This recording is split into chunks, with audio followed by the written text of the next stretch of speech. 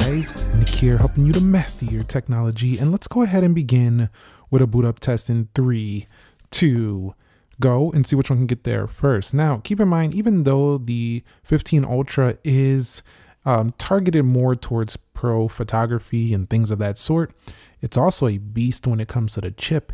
It has an 8 Elite chipset, 16 gigabytes of RAM. It does have a 512 gigabyte ROM. It also has Xiaomi's Hyper OS. In addition to that, it does have one of the newer Adreno 830 GPUs, and it does turn on faster than the iPhone. It also does have itself a gaming mode, gaming turbo mode, and customizable animation. So I do think it's a fair assessment to go ahead and compare it to against the Apple A18 chip, 8 gigabytes of RAM, and iOS 18.3.1 over here. So for the first round, the Xiaomi did go ahead and win that out versus the iPhone 16 Pro Max. All right, so when it comes to unlocking these phones, of course, with the iPhone 16 Pro Max, all you simply need to do is go ahead and kind of take a look at its Face ID from basically any angle, really, and it tends to do a really good job.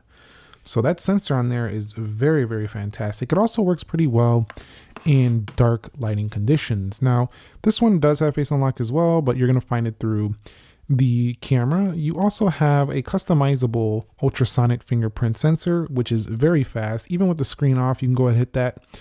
But yeah, you can actually customize the animation to how that unlocks. We're not going to show that here. This is not a review, but you do see very, very fast. I would argue that the 15 Ultra is a little bit faster to actually get into the phone versus the 16 Pro Max. Go ahead and begin with calendar, and you can see faster on the left. That was quicker on the iPhone. We'll go into clock, and that was faster on the right.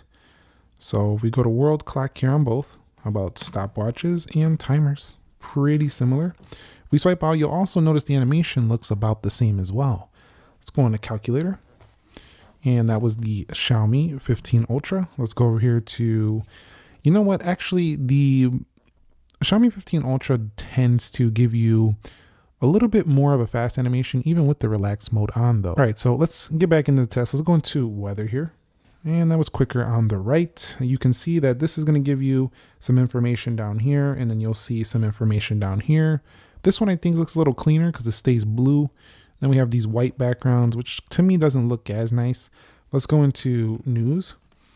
And you can see this is a Google app, so it's probably gonna do a little bit better on Android phones like the 15 Ultra on the right. Let's go over here to technology. We're seeing confirmations for GTA 6. That's gonna take the world by storm later this year. Are you excited? Let me know down below. But kind of just scrolling, you can see both do a pretty good job.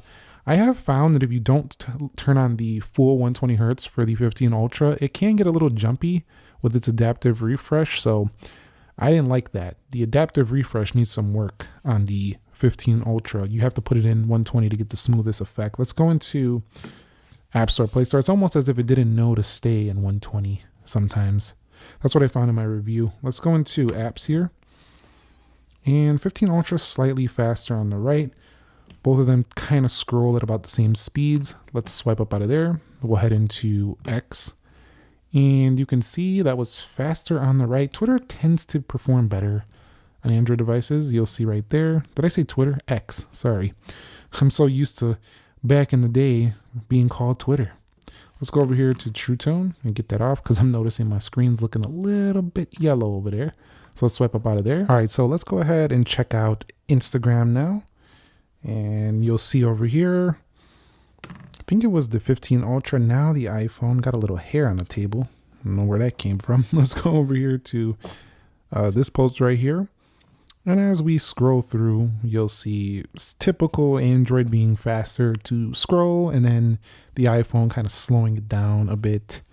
Not a massive difference there. Let's go ahead and swipe about. Man, the striking similarities between not only this phone, but like other Android phones as well this year and iOS is just insane. All right, so let's go ahead and head into Amazon now on both. And you'll see that was faster on the right. If we swipe out, we'll go into YouTube and we're gonna head over here to trending. Now that was faster on the right and tending to kind of just move along a little quicker here on the 15 Ultra. Let's swipe out and we'll go into Groupon. And that was faster on the right. I've seen the 15 Ultra tending to take more of these so far. So yeah, this is probably a quicker phone. or at least feeling anyway, quicker feeling phone anyway. But that's not surprising. I mean, the OnePlus 13 felt a little faster than the 16 Pro Max, as did the S25 Ultra. I think even the S24 Ultra in some cases felt faster. So you'll see right there, it did load Subway Surfers quicker on the right. And let's go into Jetpack Joyride. Just another basic game. You can see we do have the game turbo mode kicking on. And game modes are available on iOS as well. And that was faster again on the 15 Ultra. In the real world, you don't really notice this if you're not comparing them side by side. But if you do come from an iOS product over to an Android product, you know, Samsung, OnePlus, this product right here, they kind of tend to feel a little bit zippier, if you will, just a little bit zippier with the animations, kind of going through apps day to day. But generally, the iPhone tends to have, to me, more polished applications. Let's go over here. Not on the mainstream ones. The mainstream stuff, that was also faster here to connect. Not on the mainstream stuff, but you know, certain apps are just better made, and you'll find some apps you won't even find on each platform. So there's certain developers that only develop for one side and not for the other, or one side over here and not for this side. So it really just depends on what you're using on your phone. And you've seen right there, slightly quicker to the Ultra, but that could have been just my finger. Let's go ahead and hit Race the Sun. And we'll see what's faster here. I do think that Game Turbo is helping this phone. Game mode launches over here. That was first to the right. Once we're in the game, though, both of them are pretty good with heat management, although the iPhone's slightly worse. In my experience, these Android phones tend to put better heat sinks and better management of heat on these products. So I found this one to get a little bit hotter under the gaming experience. Set up out of here, we'll go into Real Racing 3. And I am shocked how good this 15 Ultra is performing by comparison. It's just, look at this. Like, it's really reminding me, maybe this will be a good test against a OnePlus 13. That phone was kind of similar to this in terms of the smooth factor. That would probably be a good test. We'll see how it does next to the S25 Ultra as well. Which one is the true Ultra phone? And that was so much faster on the right. Let's head up out of there. We'll go into Free Fire. This is just really strange. It's kind of like throwing me for a loop because I was so used to all the years of seeing these Android phones just get demolished by the iPhone, but things have changed. They really have. So we were already loading into the match while waiting for the iPhone to load. So that was pretty slow on my 16 Pro Max. Let's go over here to Call of Duty and see if things change up here. Again, this could be happening because I did turn on performance mode. I'm glad I turned it on because we could see what its true capabilities are here on the right. And iPhone here, definitely a good performer, but is it going to catch this phone on the right? We'll see which one takes the win. Nope. It looks like we were ready to launch into a match right here on the right. That was a pretty good margin. You've seen that. Like, I could have pressed start, already been basically in Nuketown already before this one got to the home screen. So it's pretty good. Let's go into 3D Mark. So this 8 Elite, the 8 Elite Club is no joke. This is the club you want to be in when it comes to the chipset if you want the best power. It really is. Swipe up out of there. We'll go into Geekbench 6 and you'll see, I think that was the iPhone. Let's go into Speed Test Net. And that was the right, and LumaFusion's not on this one. So wrapping it up, I do think the Xiaomi 15 Ultra won this battle. You've seen, again, I do have performance mode on, but it did win this battle. It won most of the apps, and while they are relaxed animations I do have on to kind of match up with this, you can tweak those. Plus, it was still faster even with relaxed animations. The games launched faster on pretty much every game as well.